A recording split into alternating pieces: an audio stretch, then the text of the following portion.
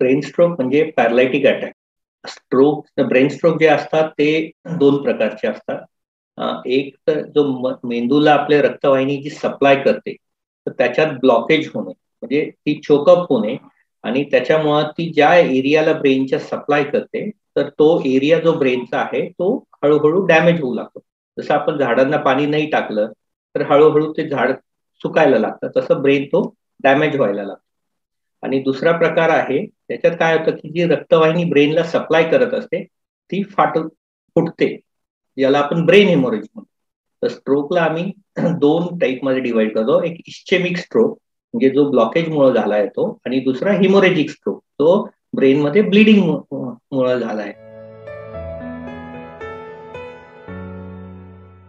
Brain स्ट्रोकची लक्षणं म्हणजे हेमिपॅरेसिस म्हणजे अर्धांगवायू, एकाच बाजूला डाव्या किंवा उजव्या बाजूचे हात आणि पाय न चालणे, कधी कधी फक्त डावा हात किंवा डावा पाय पण होऊ शकतो, तोंड वाकडं होणे, बोलायला त्रास होणे म्हणजे जे बोलताना आपण तोत्र बोलायला लागतो किंवा वाचा पूर्णपणे जाणे.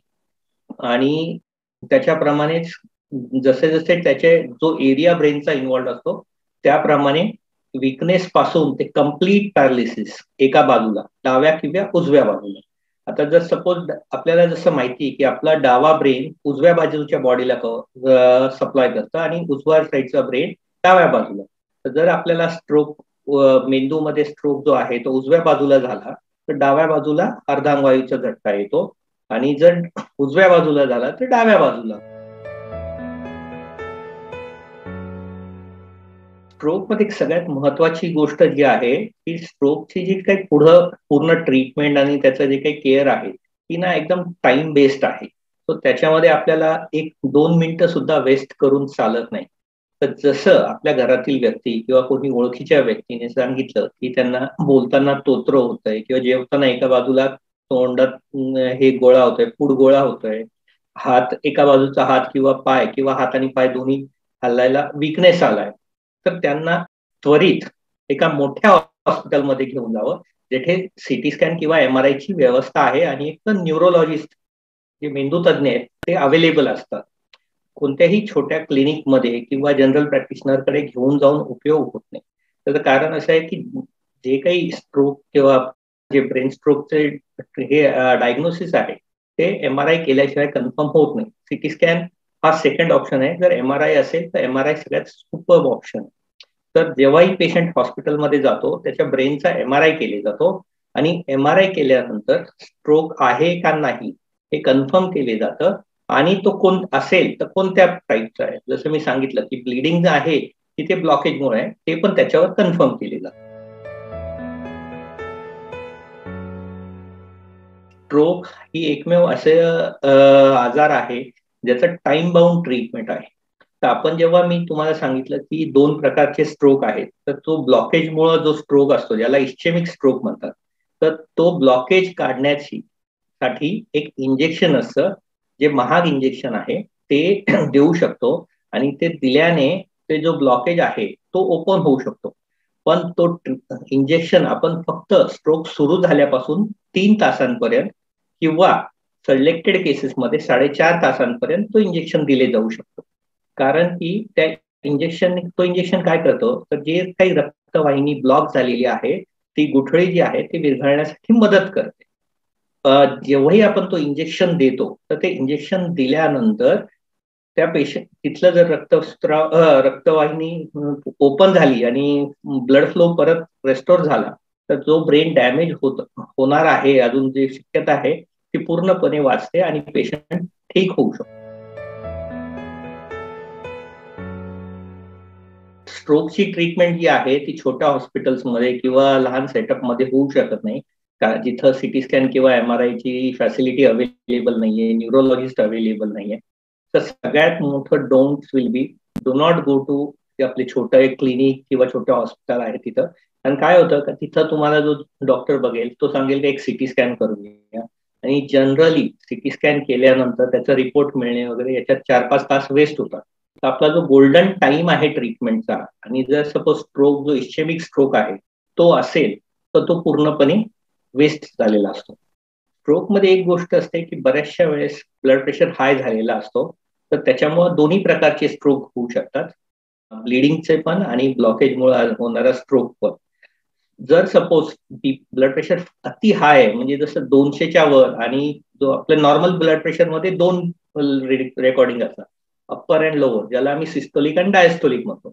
जर वरचा जो ब्लड प्रेशर जो नॉर्मली आपला 120 असतो तो 200च्या वर असेल, आणि खालचा जो ब्लड प्रेशर आहे जो नॉर्मल आपला 80 असतो तो 120च्या वर असेल, तर त्याच्यासाठी आपण ब्लड प्रेशरची मेडिसिन्स देत असतो.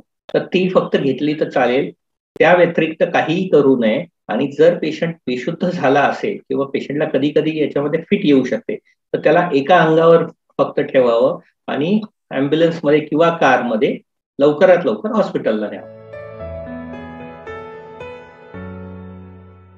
जर ब्लिडिंग वाला स्ट्रोक असेल तर त्याच्या टाइमने जास्त प्रॉब्लेम होत नाही, कारण का त्याचं ट्रीटमेंट जे आहे ती टाइम बाउंड नाही आहे. पण हे डायग्नोसिस जे आहे, सिटी स्कॅन किंवा MRI केल्याशिवाय स्ट्रोक ब्लिडिंगमुळे आहे की ब्लॉकेजमुळे हे कधीही कळू शकत नाही. क्लिनिकली जे आपण पेशंट तपासून सांगतो ना, त्याच्यावर ते करता येत नाही.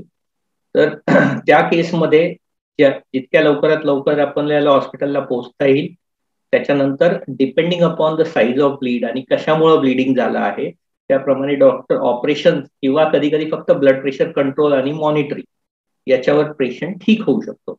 परंतु जर सपोज जो ब्लॉकेज, जो इस्चेमिक स्ट्रोक आहे तो असेल, तर नैसर्गिकरित्या सुद्धा कधी काही काही पेशंट रिकवर होता. मायनर स्ट्रोक असेल तर हळूहळू जो डॅमेज झालेला ब्रेन आहे आणि जो बाकीचा उरलेला नॉर्मल ब्रेन आहे तो त्याच्यावर कंट्रोल घेऊन इम्प्रुव्हमेंट होऊ शकते. परंतु जर आपण एक 24 तासाच्या आत पोहोचलो तर त्यामध्ये सुद्धा एक ट्रीटमेंट ऑप्शन्स असतात, ज्याला मेकॅनिकल थ्रॉम्बेक्टॉमी म्हणतात. तर जसं आपल्याला हार्ट अटॅकमध्ये आपल्याला माहिती आहे की एंजिओग्राफी, एंजिओप्लास्टी होते आणि स्टेंट टाकले जातात. तर याच्यात काय करतात की सपोज फार जास्त मोठा पॅरालिसिस आहे आणि MRI करताना ती लोक काय करतात, चेक करतात, ब्रेन एंजिओग्राफी करतात MRI मध्ये.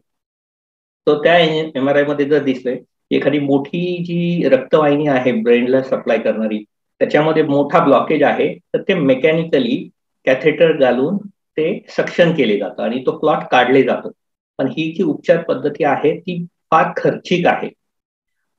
हा ऑप्शन इवन जर पेशंट लवकर पोहोचलेला जेव्हा असतो 4 तासाच्या आत, तेव्हा आपण फर्स्ट इंजेक्शन दिले जातं, आणि जर इंजेक्शन मुळे इम्प्रुव्हमेंट दिसत नसेल तर कधी कधी जर मोठा ब्लॉकेज असेल तर आपल्याला त्याच्यानंतर मेकॅनिकल थ्रॉम्बेक्टॉमीसाठी जावं लागतं.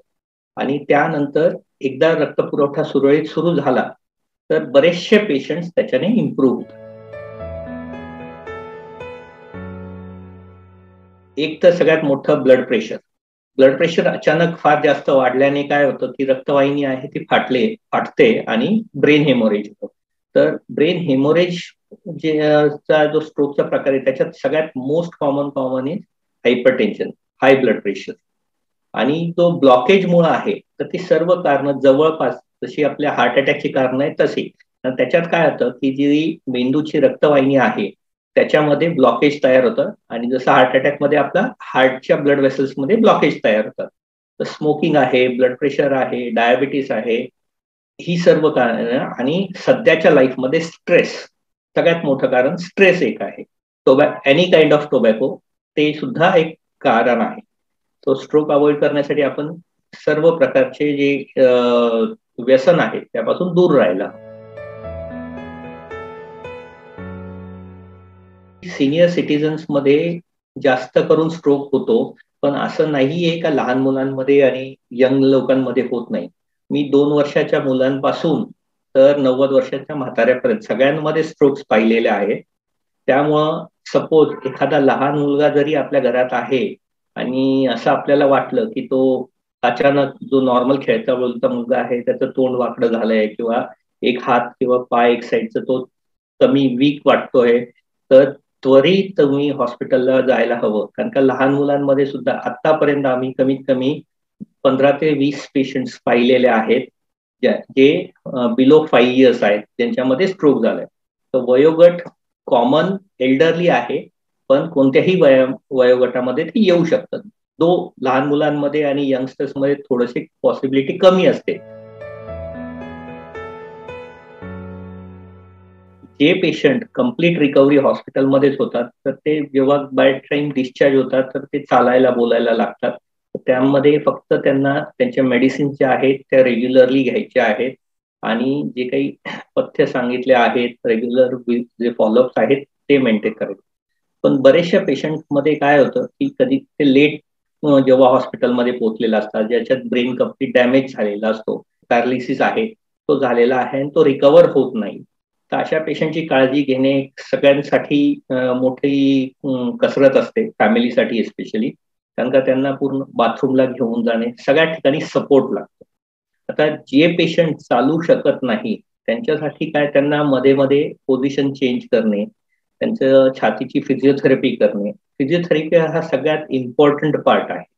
जर तुम्ही त्यांना सारखं पोझिशन चेंज नाही केली, उठून बसवलं नाही, तर बेड सोर्स होतात आणि मग ते दुसऱ्या प्रॉब्लेम मध्ये लँडअप होतात. काही पेशंट्स असतील ज्यांना खाताना किंवा पाणी पिताना स्वॅलो करता येत नसेल, अशा पेशंट्सना ते ट्यूब फिडिंग करतात. जे नाकावाटे एक राईस ट्यूब म्हणतात ते टाकतात किंवा पेक ट्यूब असते जी पोटामध्ये स्किन मध्ये होल करून एक ट्यूब डायरेक्ट पोटामध्ये टाकलेली असते.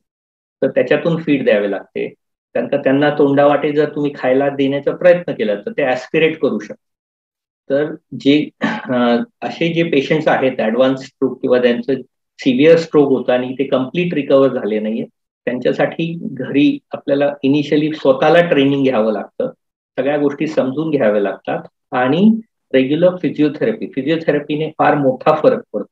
सो रेग्युलर तुम्ही तुमच्या डॉक्टरांशी फॉलोअप, इनिशियली फॉलोअप दर महिन्याला असतो, पहिले 4-6 महिने, त्यानंतर दर 6-6 महिन्यांनी करावा लागतो.